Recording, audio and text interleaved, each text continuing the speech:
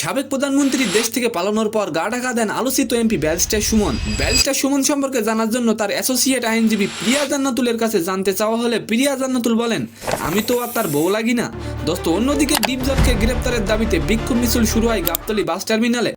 But হঠাৎ কি কারণে তাকে গ্রেপ্তারের জন্য বিক্ষোভ করা হলো? সালাম, নমস্কার দোস্ত। প্রিয়া জান্নাতুল ছিলেন ব্যারিস্টার সুমনের অ্যাসোসিয়েট আইনজীবী। এর আগে প্রিয়া জান্নাতুল ও ব্যারিস্টার সুমনের একটি ভিডিও ভাইরাল হয়।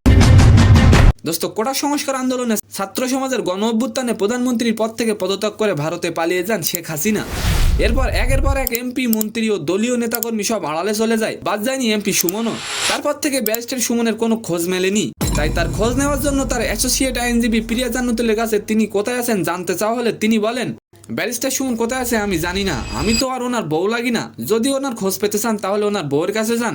অন্যদিকে গাবতলী বাস টার্মিনালে ডিপজলকে গ্রেপ্তারের দাবিতে বিক্ষোভ করে স্থানীয়রা। মূলত সম্প্রতি এক ভিডিও বার্তায় ডিপজল বলেন, আন্দোলনে আমার আপনাদের পাশে ছিল।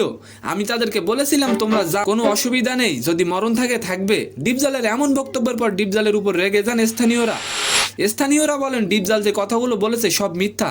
ডিপজল হলো আওয়ামী লীগের সুবিধাভোগী যোগানদাতা। ডিপজলকে অবিলম্বে গ্রেপ্তার ও বাংলা চলচ্চিত্র থেকে অশ্লীলতা মুক্ত করতে বলেছেন বিক্ষোভকারীরা। তো সম্মানিত দর্শক, আজকের ভিডিওটি কেমন লাগলো অবশ্যই কমেন্ট বক্সে জানাবেন।